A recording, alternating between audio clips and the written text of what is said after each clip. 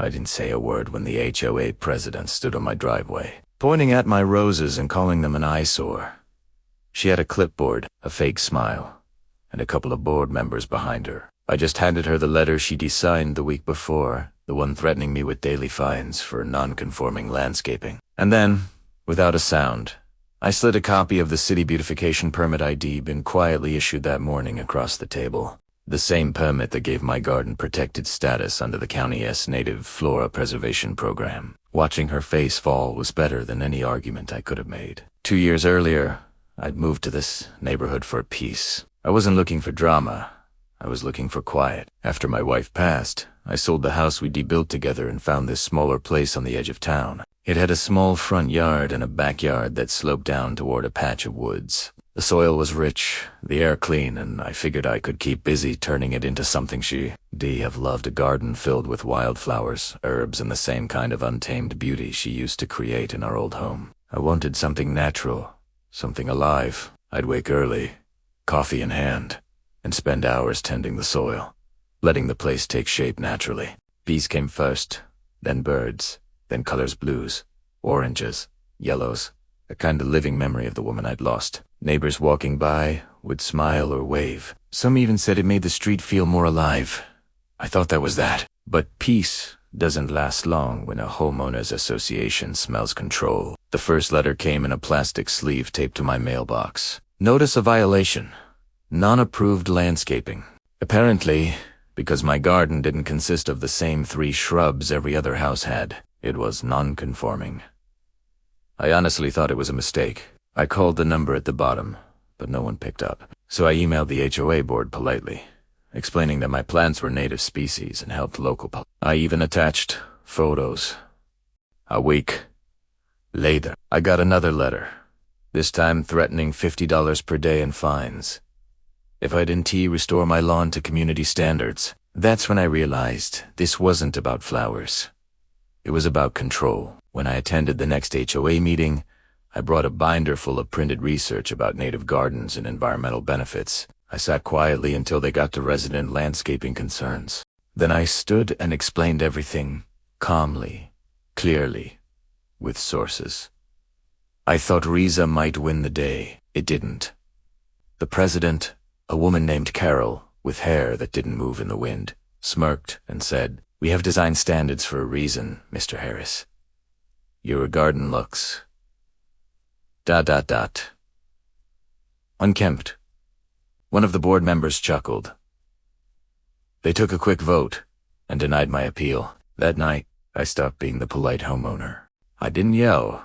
I didn't threaten. I started documenting every letter, every notice, every ignored email, scanned, time-stamped, and saved. I started learning the HOAS bylaws by heart. Then I went beyond them into the city's environmental code, zoning ordinances, and state-level property laws. I found something interesting buried in a local environmental initiative, an incentive program for urban wildlife restoration zones. It had been launched a few years back, but barely anyone knew about it. If approved, your property could be designated as a protected native habitat, which meant it couldn't be modified, restricted, or fined for landscaping, not even by an HOA.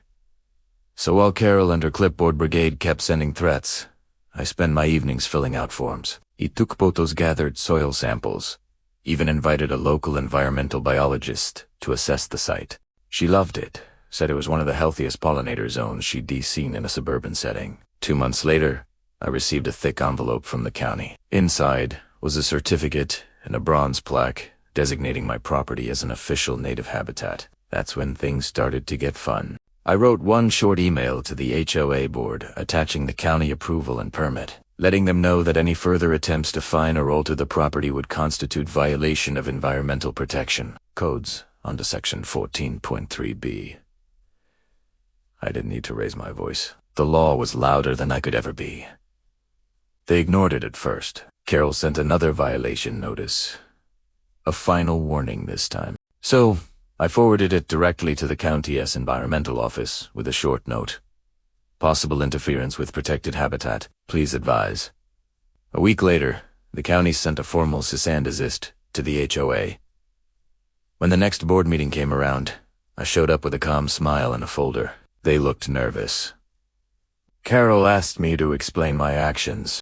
I slid the cesanticist letter across the table, along with copies of the protection order, my application, and the city's press release about the Habitat Initiative, which, coincidentally, featured my garden on the cover photo. The irony was that their harassment had helped me make the project bigger. I'd been documenting everything online in a small gardening group. After the permit came through, my story went viral. Local news outlets started calling it the garden that beat the HOA. By the time I walked out of that meeting, the room was dead silent. Within weeks, the HOA backed off completely. They didn't just stop fining me, they issued a formal apology. The president resigned 3 months later after a group of residents petitioned for her removal. Apparently, people had gotten tired of her micromanaging every aspect of their lives.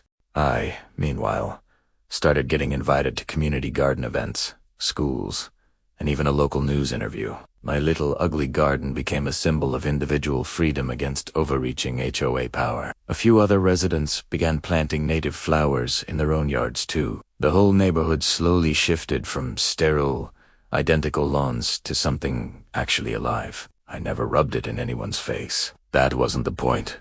I just wanted peace, and maybe a bit of poetic justice. Sometimes I'll see the new HOA president driving by, slowing down just a bit to look at the wildflowers spilling over my front walk. She doesn't say anything.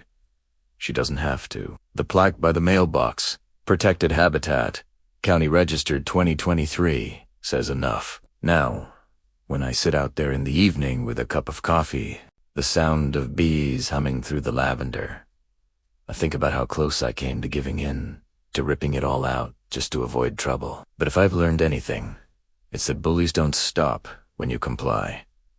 They stop when you outthink them. My garden eyes sentee, just a patch of dirt anymore. It's proof that you can stand your ground without shouting. You just have to know where to dig.